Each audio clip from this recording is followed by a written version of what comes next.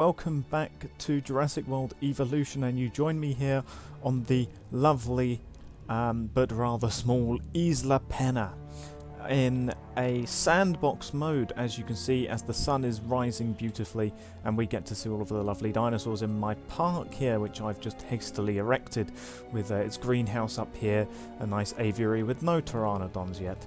But I'm here not to show you just dinosaurs once again, no, instead I'm here to show you Jurassic World Evolution. That's correct. We've never seen these dinosaurs before in Jurassic World Evolution, so how have I done this? Well, as difficult as it is so far for modders to get to grips with the game without dedicated modding tools, they have done their best and they have produced some outstanding things.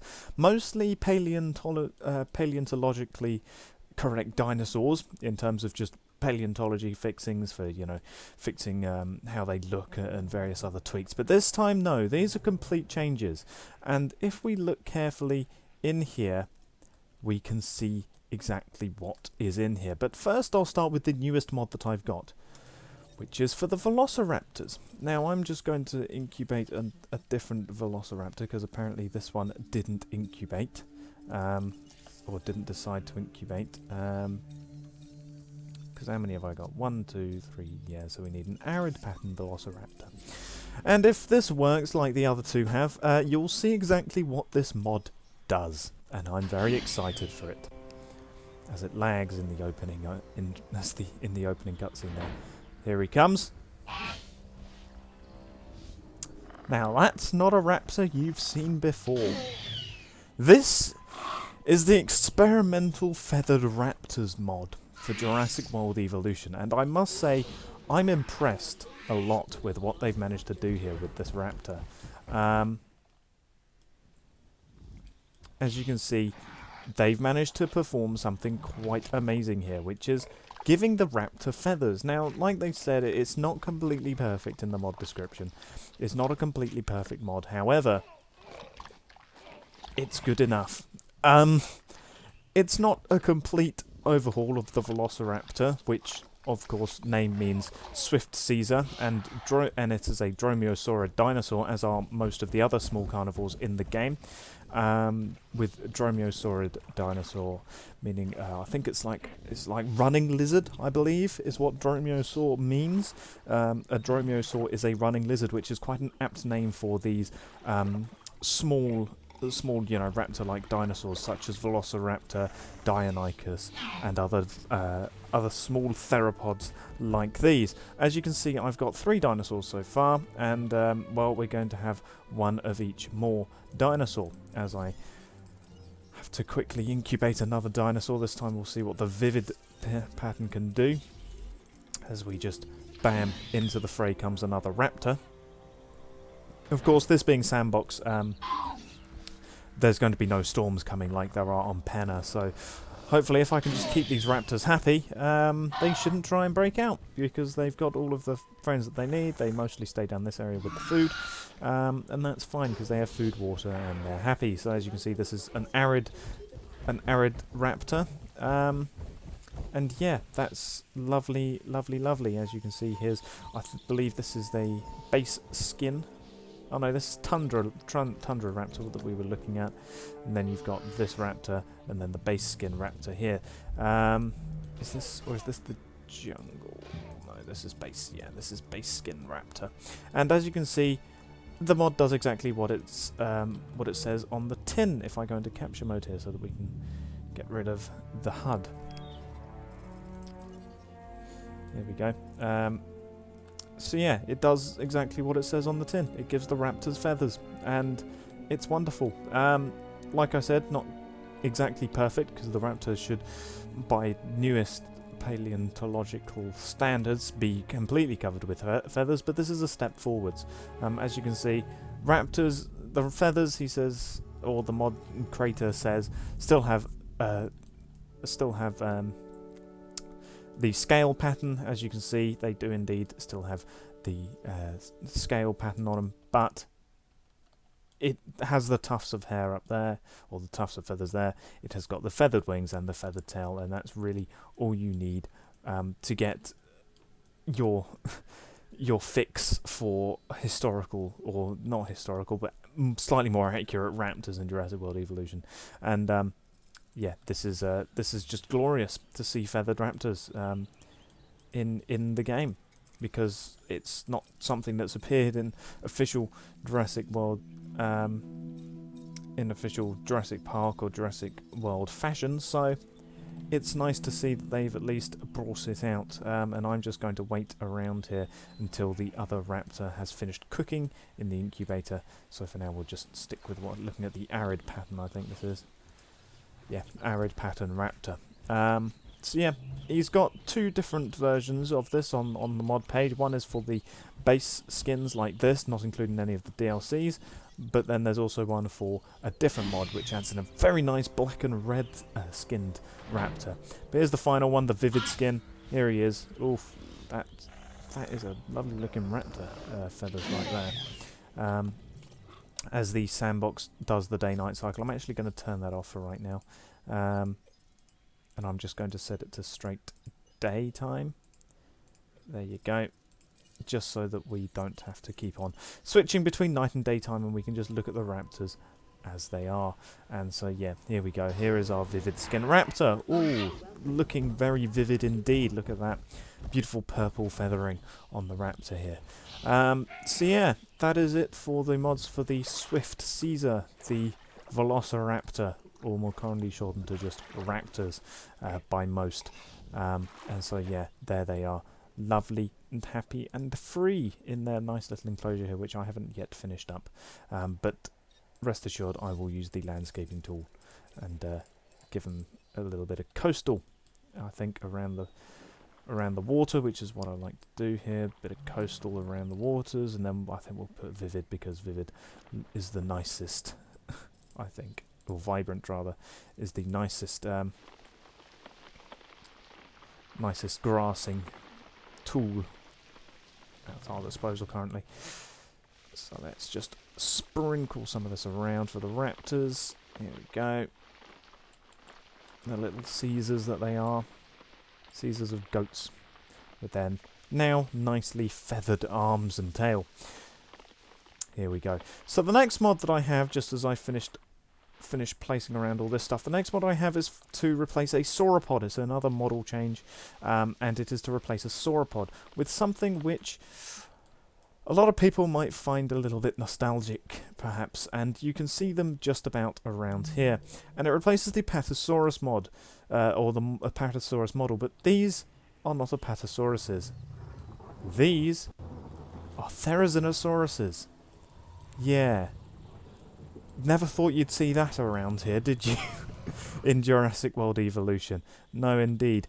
So yeah, these are Therizinosaurus. Name is a bit of a mouthful, means scythe lizard. And yeah, they are theropod dinosaurs, but they're not carnivorous. These are, as you can tell by the large herbivore paleobotany feeder, and the fact that they are based off of the Apatosaurus, yeah, these are basically giant herbivorous theropod dinosaurs. As you can see, these giant claws, when they were first discovered, were thought to be used like a Spinosaurus for like scratching at prey and stuff like that. But no, the worst thing that this thing would have to come up against in terms of having to catch it to eat it is a particularly windy day and a tree. That is the most that's the most problems they would have catching food here. And so yeah, these are beautiful, very, very weird dinosaurs to see. And if you're wondering how these things turn up in the lore of Jurassic Park / Jurassic World, Therizinosaurus was actually used as part of the genome to create the Indominus Rex, if you didn't know. The Indominus's long arms and long claws were not from Spinosaurus DNA, but rather from Therizinosaurus DNA. So obviously the teams at Jurassic World and Jurassic Park at least has some of this DNA lying around to create an Indominus and possibly some actual base Therizinosaurus such as these. Scythe lizard, and they are certainly very strange. And if you're wondering why I said may bring some nostalgia for people, that's because introductions to Nigel Marvin and the wonderful world of the Walking with Dinosaurs specials with Nigel Marvin, because one of the first things, one of the two specials, is that he goes searching for the giant claw, which is a Therizinosaurus, you find out in the end, and it's with Nigel Marvin, everyone's favourite prehistoric time-travelling naturalist. So, yeah, as you can see, beautiful model here. Obviously using the points of the Apatosaurus, this would be the hind legs. This is obviously the Apatosaurus's neck and head. And yeah, it's a wonderful change here. They even include things to rename the Therizinosaurus in there, and I can't show you, but it also replaces the description of it under the InGen manual sort of thing.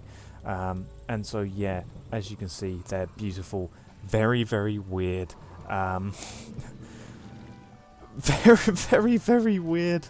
I'm sorry, I just can't get over how stupid these things look. They're just such a random, weird dinosaur to have existed. Yeah, Theropod dinosaur. As you can see, the mod has actually included all of the different skins in the base game, because this is a what pattern? This is the basic pattern. Then you've got the Savannah pattern, which is a slightly more greyish look. Then you've got this, which is another slightly greyish look for the steppes. Wetland is obviously rather more green, with some green tints, as you can see all the way back and around here. And coastal has got the good old-fashioned sort of greys and blacks, the same as, for example, coastal iguanodon, meaning iguana tooth. And indeed coastal baryonyx as well, baryonyx meaning heavy claw.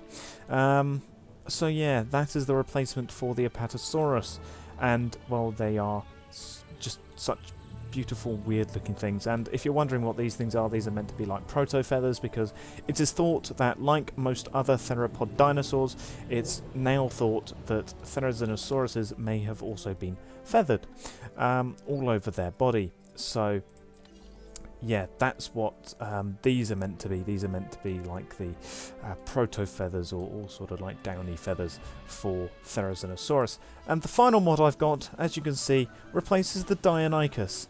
And as you can quite clearly see, that is not a Deinonychus. No, these are Oviraptors, aka egg Caesars, as you can tell from their rather vicious-looking beak. And of course they've got a horn on top of them as well. And yeah, Oviraptors, as the name suggests, are egg thieves, are omnivorous dinosaurs, I believe. Don't quote me on that, but I believe they're omnivores. As far as I can remember, I've thought of these things because I've heard them being called omnivores. They would eat eggs, small dinosaurs. And you know, if the times get tough, they probably also ate plants, which is why they were omnivorous. And as you can see here, if we pause, looking at this wonderful specimen of an Oviraptor, there we go. There's a lovely, lovely little picture there. Pachink. Yeah, these are based off of the Deinonychus model, and they are also very highly detailed. And unfortunately, there's not different skin patterns for them. That one's neck has gone a little weird. We won't focus on that. Yeah, unfortunately, not different skins for these. However, I find that Deinonychus and Velociraptor look very similar in the base game. I always tend to go for Velociraptor rather than Deinonychus when I'm playing the game and I have to have a small carnivore anywhere. Not including Compsognathus, which was added in the latest DLC. But replacing Deinonychus with these Oviraptors is certainly a nice refreshing change, because I mean, look, the little horns, the horn here, which would most likely have been used for display, has got, you know, these little stripings of it of different colours. It's sort of like a almost salmony sort of colour on this nice purpley colour snout. Very weird eyes. These are again proto feathers, because again Oviraptor possibly could have been feathered, as are these things here, which are also little hintings at feathers. And yeah, they are just wonderful replacements for the Deinonychus model. Of course, they have got all of the same characteristics as Deinonychus, apart from looking at them, and that's what counts the most, as you can see with the Therizinosaurus in the background. So yeah, this is the second little enclosure that I've got here, which just, you know, shows off the mods that I've got here with all of the gyrosphere balls in a line. Look at that, look at that procession of gyrospheres. I'm sorry, that just now that is strange. None all the way over here. There's one there, and then bam, 9 of them. It's like Pac-Man dots. Blip blip blip blip blip. Yes, sorry, getting distracted there from the main things, which are, of course, these wonderful, wonderful dinosaurs. So yeah, these are the mods that I have installed so far for Jurassic World Evolution. Most of the other ones on the Nexus are just paleontological fixes. I always struggle with that. Yeah, they're just fixes such as removing the teeth from pteranodons, or you know, just generally fixing the models ever so slightly, which is good, don't get me wrong. However, new dinosaurs and dinosaur skins is what I am looking for, and dinosaur replacements, and well, these are some of the best so far that I can see. And yeah, that is it for Jurassic World Evolution. I'll thank you all for watching. I'll include links to these down below, I should imagine. So yeah, thank you all for watching, and goodbye.